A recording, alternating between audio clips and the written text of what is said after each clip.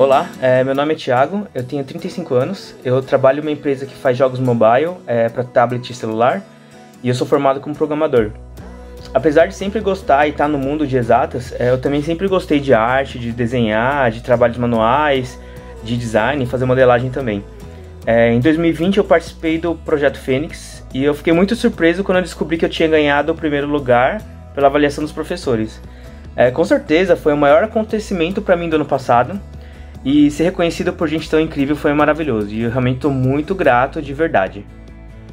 Já faz um bom tempo que eu conheço o trabalho do Rick, o primeiro contato que eu tive foi num evento há muitos anos, e quando surgiu a oportunidade para fazer um curso, eu peguei e fiz. Eu participei do Pandora em 2019 e eu aprendi muita coisa legal lá, fiz muitos amigos, eu criei muita coisa legal. E foi bom para eu me incentivar a fazer outras coisas que eu sempre tive vontade de fazer e nunca tinha começado. Então desde lá eu tenho criado outras coisas em casa, eu cheguei a fazer outros 2 workshops com o Rick e eu estava fazendo o curso de Paint Maker quando veio a pandemia, né? O isolamento, acho que ele trouxe um baque muito forte para todo mundo, a rotina mudou totalmente, a gente foi privado de fazer muita coisa, a gente chegou a perder a liberdade de fazer as coisas que a gente estava acostumado e gostava. Fora a preocupação que a gente tem com a saúde e com as pessoas próximas, né? Então, fazer o Projeto Fênix no ano passado foi uma coisa que me salvou realmente.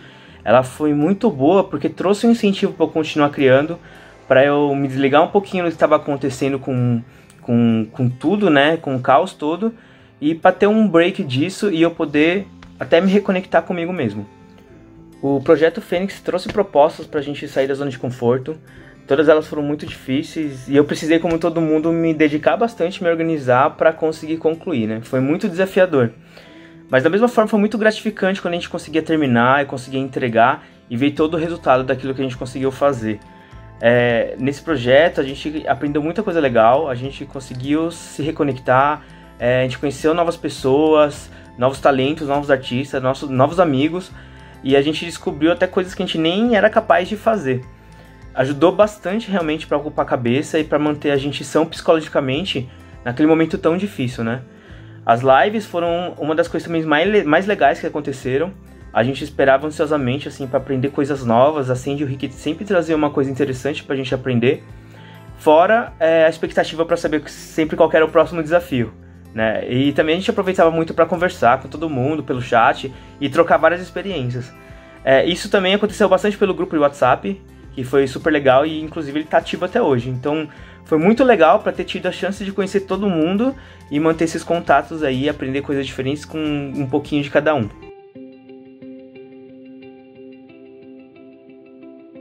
Bom, o primeiro desafio foi criar um personagem que representasse uma fobia, né?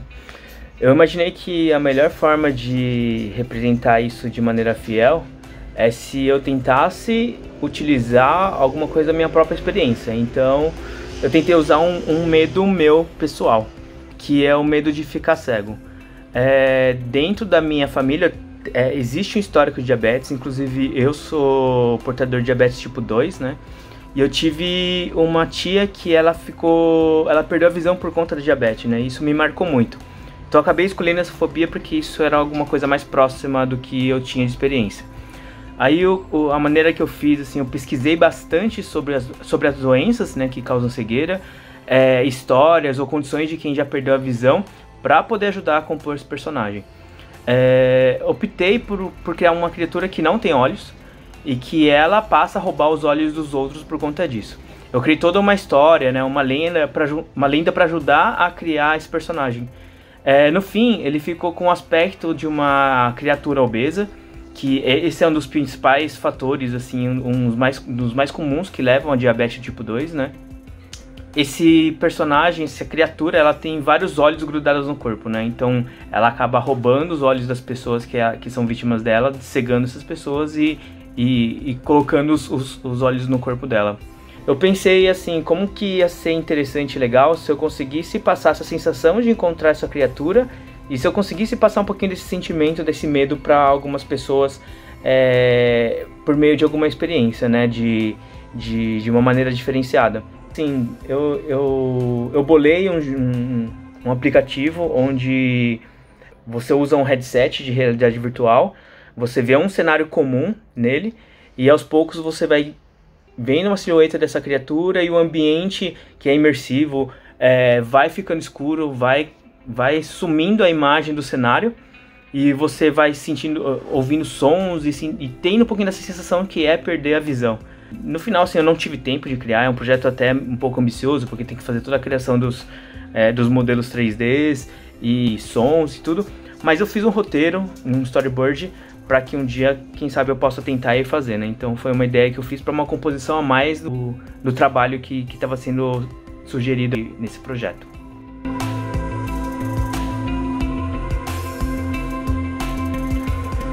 O segundo desafio foi criar um herói. Esse eu achei difícil pelo motivo de existir tantos heróis na cultura pop, né? Ia ser complicado criar alguma coisa que fosse mais original. E eu, como fã de quadrinhos, eu conheço bastante heróis e eu tentei ir pra linha de algum que eu tinha pouco conhecimento sobre a existência. Então, no final, eu acabei escolhendo criar uma heroína brasileira baseada no folclore nacional. Eu pesquisei bastante sobre lendas e folclores, sobre tribos indígenas, utensílios, a cultura, a história. Existem na nossa cultura brasileira, né? Utilizei bastante de deuses, dessas lendas para compor uma história para a criação desse personagem. E no fim eu acabei criando uma índia que tem poderes de se fundir com árvores para poder proteger a floresta que ela vive na Amazônia, né, do desmatamento e de exploradores. Foi bem legal porque eu tive um contato que até então eu não conhecia tanto. Nessa pesquisa eu aprendi bastante sobre essa cultura indígena do Brasil. E eu pensei, assim como no primeiro trabalho, em tentar trazer alguma coisa diferente. Não só a criação do personagem, o desenho, que eu foquei bastante, mas algum adicional criativo para conseguir me incentivar a criar alguma coisa diferente, não só nessa concepção do personagem. Então, no fim, eu peguei uma placa de madeira que eu tinha aqui em casa e, usando uma mini retificadora, eu tentei esculpir uma representação dessa personagem na madeira, né? Como se ela tivesse fundida com a madeira naquela representação. Eu descobri que é muito difícil fazer isso. Esculpir em madeira não é uma coisa fácil, principalmente porque não é qualquer tipo de madeira que fica legal, né, pra fazer isso. Mas no final eu consegui um resultado legal e acho que esculpir madeira é uma coisa que eu pretendo tentar novamente no futuro.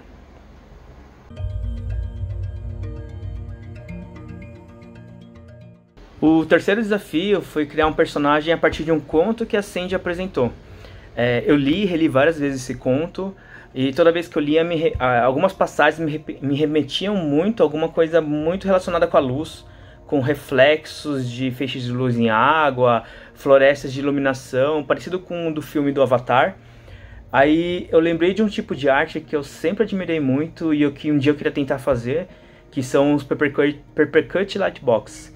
É um tipo de quadro luminária que tem várias silhuetas, né, sobrepostas em várias camadas, e que quando a gente coloca uma luz por trás, ele cria um efeito muito bonito, né, de silhueta formando num efeito meio 3D.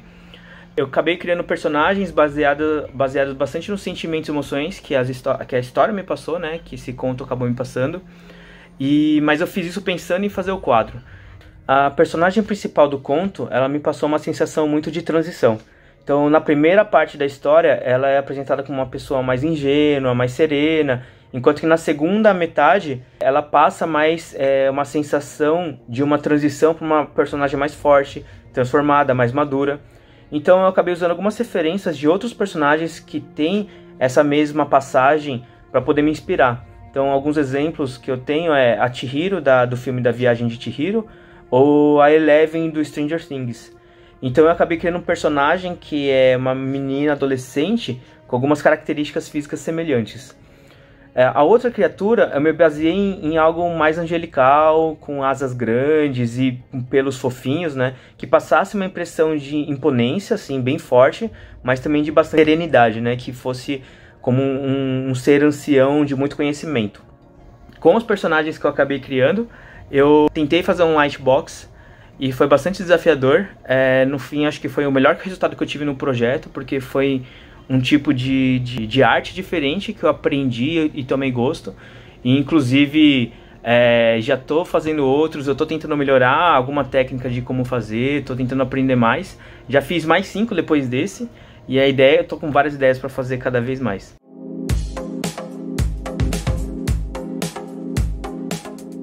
O quarto desafio foi uma proposta de criar personagens a partir de um conceito que já estava definido para um jogo, com uma temática também definida que era de um cenário futurista. Para esse desafio, eu optei por trazer um diferencial baseado nas experiências e conhecimento que eu já tenho, que é a construção de um jogo aproveitando a própria ideia passada. Então, eu acabei fazendo várias pesquisas sobre cenários futuristas e plausíveis, que acabou envolvendo coisas como implantes biônicos, armas tecnológicas, para se encaixar com a história passada, né? O primeiro personagem que eu criei foi um fugitivo, que é um tipo de biohacker. Ele tem implantes tecnológicos no corpo, ele tem computadores acoplados e controladores implantados que auxiliam assim nas funções vitais, ele tem órgãos mecânicos e tecnológicos, né? E ele consegue se conectar por meio desses seus implantes na rede, na internet, para fazer hacking, né? Também criei um general que utiliza muitos armamentos futuristas, então ele não tem nenhuma modificação corporal, mas ele utiliza da tecnologia para ser um combatente. Coisas como exoesqueletos, armaduras, até um robô montável, né, que eu acabei criando. E por último eu criei um cientista que tem um maquinário todo tecnológico também como ferramental. Então tudo isso para ajudar nos experimentos que ele fazia. Então são coisas do tipo braços mecânicos de precisão para fazer operação, né, com laser ou essas coisas. Olhos biônicos também, com poder microscópico e essas coisas para parte dos experimentos que ele fazia.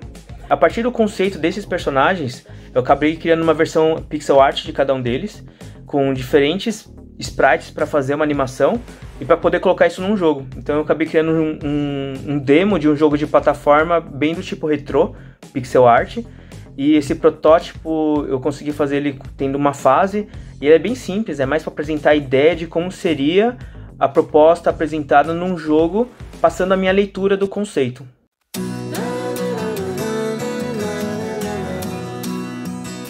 No geral, todas as propostas me desafiaram demais. Uma das coisas que eu aprendi bastante, fora toda a questão criativa que a gente teve que fazer, foi me organizar com os prazos, conseguir manter um planejado com o pé no chão, né? Não viajar muito baseado no que era colocado como proposta, replanejar quando precisava, que eu tive que fazer isso algumas vezes. Então eu acabei investindo bastante tempo também nas apresentações. Eu fiz alguns cronogramas para conseguir separar o tempo que eu tinha para fazer o trabalho e para fazer a apresentação, para que ela conseguisse trazer, assim, para quem estivesse lendo e avaliando, conseguisse ter interesse realmente no trabalho, conseguir, a partir da apresentação, ter essa vontade de entender como que eu construí e como que eu alcancei aquele desafio, né? E que explicasse todas as etapas importantes. É como se eu estivesse realmente entregando um trabalho para um cliente, apresentando o melhor que eu consigo fazer e o que antes para estar entregue baseado no que era a proposta. Então isso me ajudou bastante, não só nos meus projetos pessoais, também no meu trabalho tem me ajudado a me organizar cada vez melhor.